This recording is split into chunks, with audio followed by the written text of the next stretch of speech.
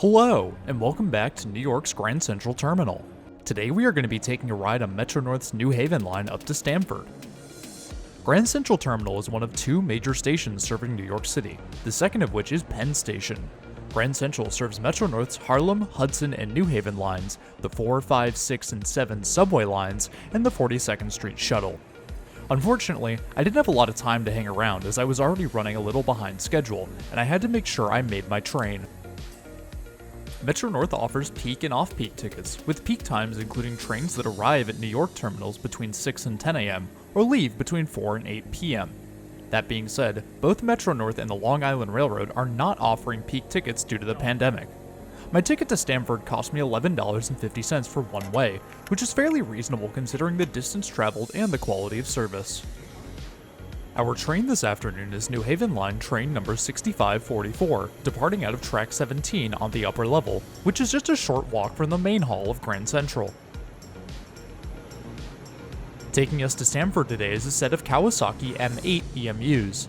M8s are dual-mode EMUs, designed to use both third rail and overhead electric power, allowing them to run on both Metro-North's third rail tracks and on Amtrak's Northeast Corridor.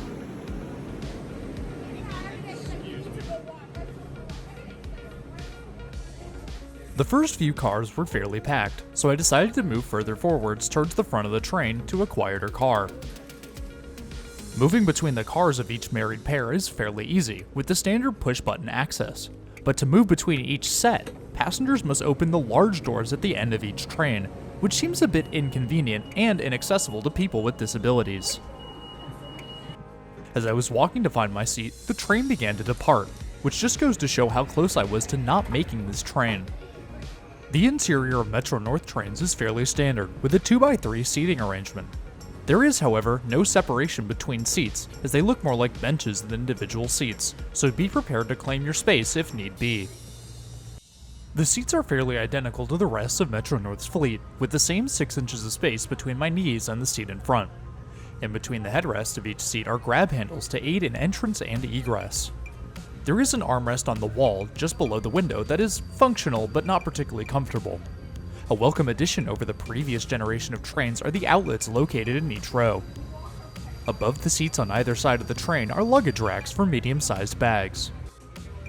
Soon enough, we are exiting the tunnels of Grand Central and are headed out into the open. As we're cruising out to Stamford, let's take a look at some stats about the route and our train. Our train this afternoon is Metro-North New Haven Line train number 6544 and is driven by 4 Kawasaki M8 EMUs. Each M8 car is powered by 4 Mitsubishi Electric AC traction motors, producing 270 horsepower each for a total of 1,080 horsepower per car. M8s are designed for a top speed of 100 miles per hour, but are operated at a top speed of 80 miles per hour. M8s are dual-mode EMUs, drawing power from both the third rail and overhead catenary wires. This allows them to run on Metro-North's third rail-powered tracks from Grand Central to New Rochelle, and then transition to overhead power while traveling on the Northeast Corridor. Metro-North's New Haven line runs a total of 74 miles from New Haven, Connecticut to Grand Central Terminal in New York City. The line shares tracks with Amtrak's Northeast Corridor from New Haven until New Rochelle. The line then splits off to head into New York City, meeting up with the Harlem line at Woodlawn and later the Hudson line at Harlem 125th Street before heading into Grand Central. As we're enjoying the ride, why don't you hit that subscribe button? It's totally free and it really helps support the channel. And hit that bell icon while you're down there so you never miss another video. Metro-North runs 3 service types on the New Haven line. A stopping service that runs to Stamford, an express service that runs to Stamford and then stops at all remaining stations until New Haven, and a New Haven Express that stops at Stamford and then a select few stations until arriving at New Haven. Our train, number 6544, is a New Haven Express that will run non-stop from Harlem 125th Street all the way to Stamford, and will then carry on to New Haven, stopping at a select few stations along the way. As we pass through Pelham, our train transitions to overhead power in preparation for joining Amtrak's Northeast Corridor.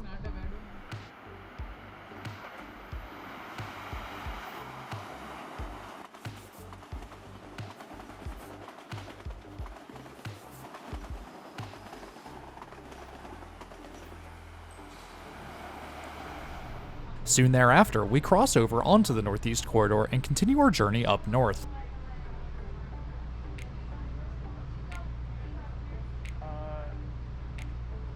Let's take a look at the bathroom on board our train. The bathrooms are fairly standard, but are quite spacious to accommodate those with disabilities. The sink and soap are motion activated, making it safer to use in the current world situation. That being said, the bathroom was not particularly clean, and I have to say I wish Metro North had done a second cleaning run on this train.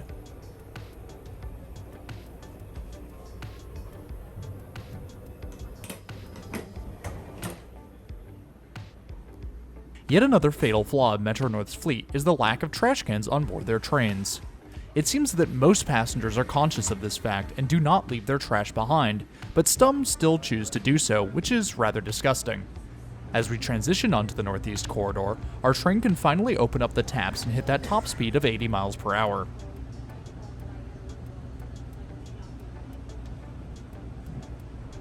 After just under an hour, our train is pulling into Stamford and the end of the journey for today.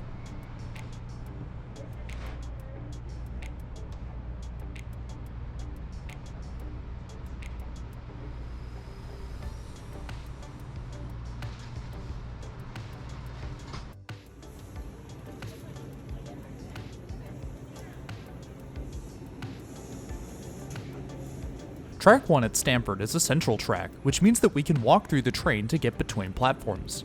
It's not an uncommon occurrence around the world, but it's still interesting to see. Just after hopping off, our train pulls out of the station to continue its journey up north to New Haven's Union Station.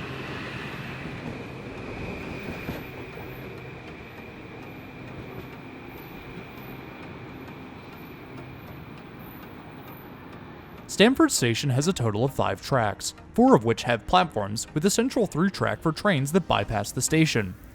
Stamford serves Metro North's New Haven line, Amtrak's Northeast Regional and Acela services, as well as CT Rail's Shoreline East on a limited service.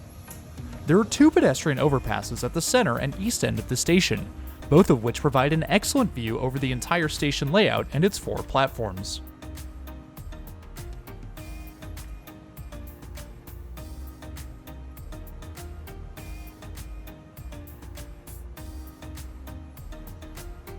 And with that, today's trip report comes to an end. If you're new around here, please hit that subscribe button. It's totally free and it really helps support the channel and the content I make.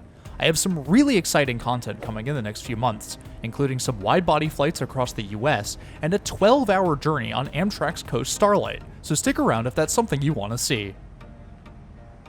But anyways, that's all I have for today. Thanks for riding with me today, and I'll see you in the next one.